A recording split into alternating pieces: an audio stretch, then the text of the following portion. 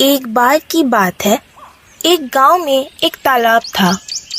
पहले गांव की सारी औरतें वहां सुबह कपड़े धोने जाती थी और शाम में गांव के बच्चे वहां मजे से एक साथ खेलते थे। पर कुछ दिन पहले से इस तालाब के पास कोई भी नहीं जाता था। वजह ये थी कि वहां एक चुड़ैल रहने लगी थी। जो भी तालाब के पास जाता, वो चुड़ैल तालाब से निकलकर उस इंसान को पानी के अंदर लेकर चली जाती और मार डालती।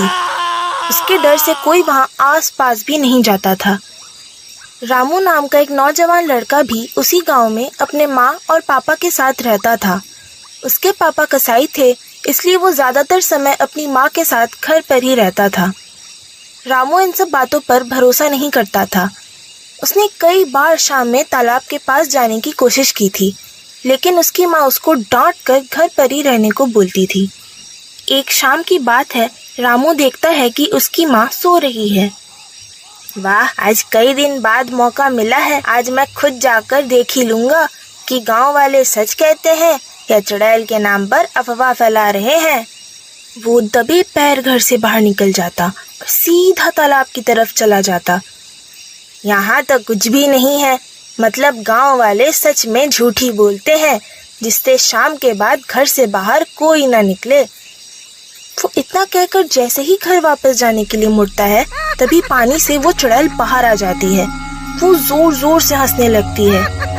अरे बेवकूफ, जानते हुए भी आ गए मेरे हाथों मरने। चलो, अच्छा है, आज कई दिन बाद कोई शिकार मिला है। ये देखकर रामू डर से कांपने लगता है। वो मदद के लिए चिल्लाने लगता है, बचाओ बचाओ, कोई मेरी मदद करो, मैं मरना नहीं चाहता।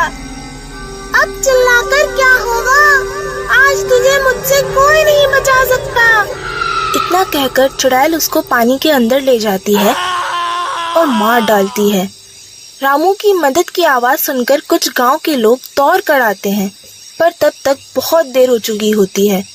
चुड़ैल रामू को मार चुकी थी।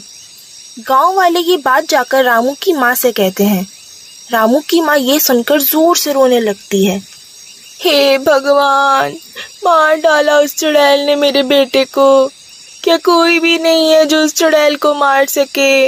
हाय, मेरा बेटा मुझे छोड़कर चला गया। रामू के पापा काम से घर आ रहे होते हैं।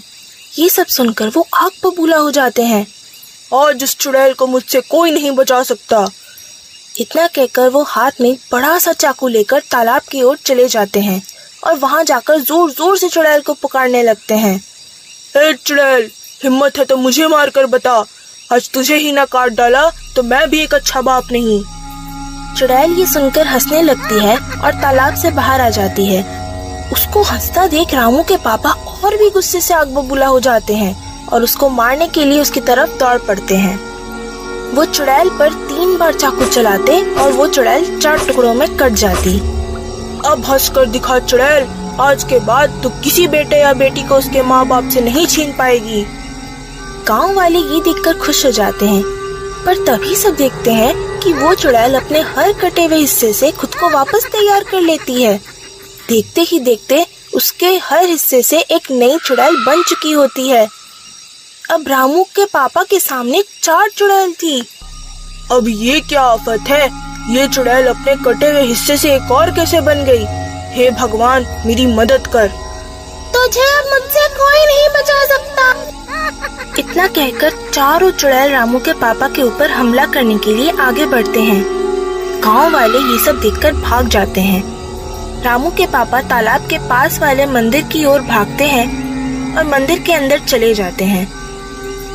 चुड़ैल अंदर नहीं जा पाती। वो बाहर रुककर रामू के पापा का निकलने का इंतजार करती। तू कब ही तो निकलेगा डरपोक, तुझे नहीं बचा सकता मुझसे कोई। रामू के पापा जाकर मंदिर के पुजारी को सारी बात बताते हैं।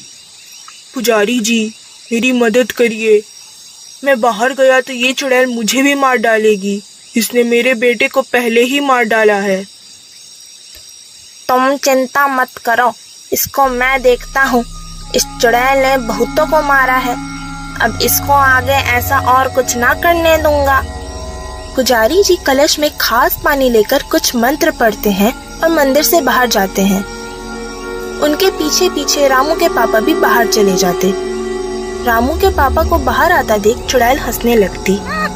अपने साथ इसको लाया है मेरे हाथों मारने, तुम सब मरोगे। जैसे ही चुड़ैल आगे बढ़ती, पुजारी जी उसके ऊपर वो खास मंत्र जाप वाला पानी छिड़क देते। चुड़ैल जलने लगती और दर्द से चीखने लगती। कोई बचाओ मुझे, तुमने ये सही नहीं किया मेरे साथ। अब मैं ऐसे हिंदी कहानियाँ चैनल को कैसे सब्सक्राइब करूँगी? बचाओ बचाओ। देखते ही देखते चारों चुड़ैल जलकर राख हो जाती हैं। रामू के पापा पुजारी जी को शुक्रिया कहकर अपने घर वापस चले जाते हैं।